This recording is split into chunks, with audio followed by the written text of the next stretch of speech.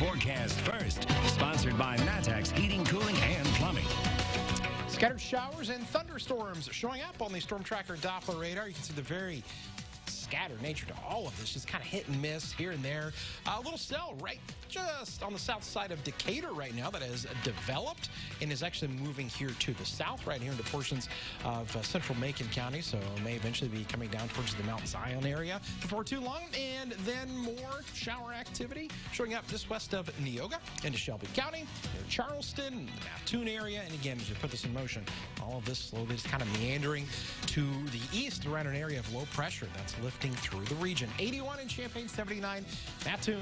These are the coolest temperatures you're going to see in quite a while as the heat really cranks. A few storms tonight and then clearing. We talk about that heat coming up. WCIA 3 News. That's right now. Now from WCIA 3 News.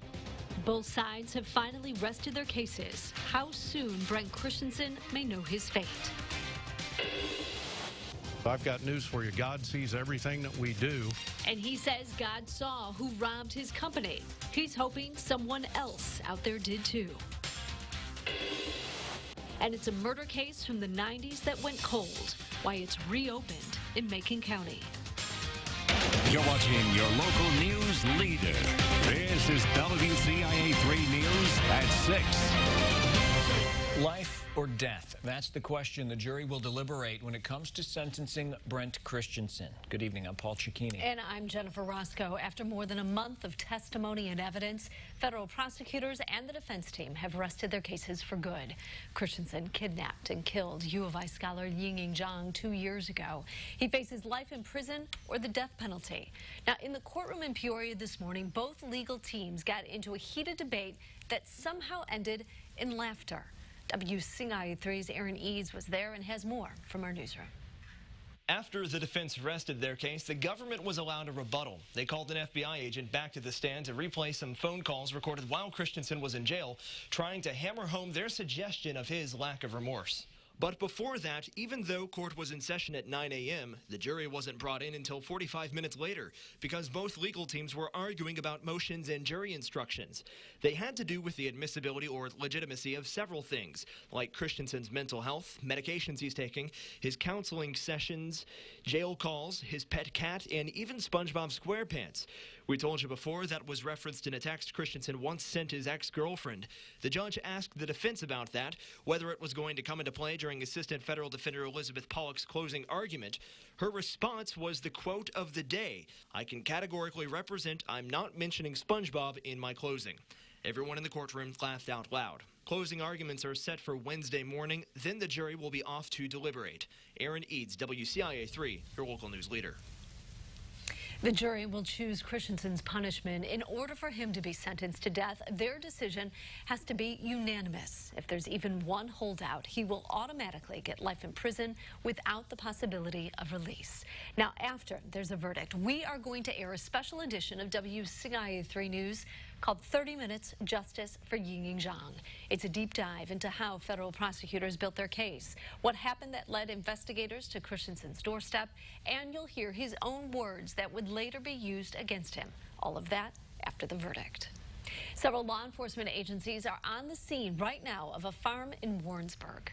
A search is happening on North Glasgow Road. The Macon County Sheriff says the search is related to a cold case from the 1990s. We now know it could be related to the murder of Pamela June Ray. She was killed in Florida in 1992. At the time, police said Mark Reeby confessed to killing Ray but later recanted. Reeby moved his family to Warrensburg after Ray went missing. Officials have been on the farm since this morning looking for something.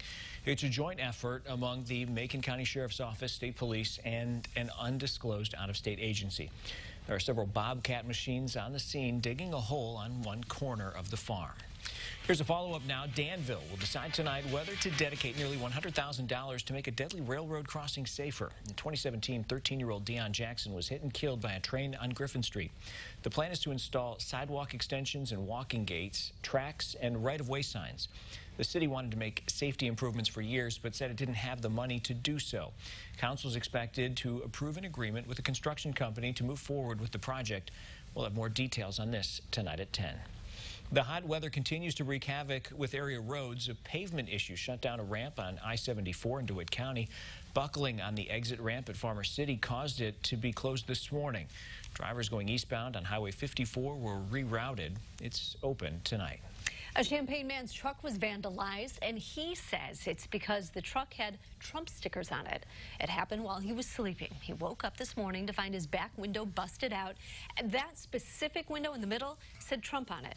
The vandals also painted Antifa on the back of the truck. He believes vandals are trying to limit his free speech.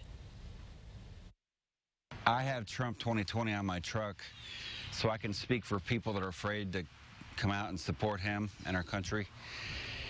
And so I feel that when I put it on my truck, I speak for them as well. Lord made a police report about the vandalism. He's also hoping to have cameras put up on some of the buildings out there. The repairs will cost around $400. His insurance company, he says, won't cover it.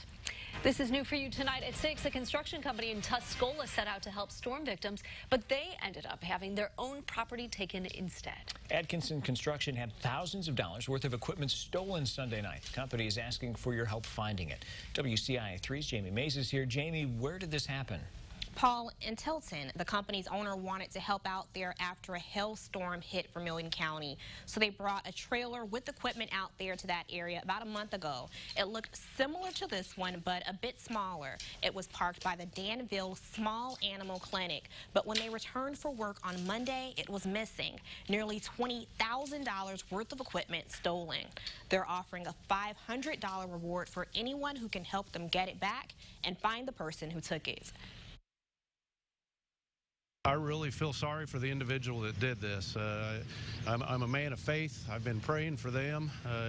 In life, you may think you're getting away with something. I've got news for you. God sees everything that we do.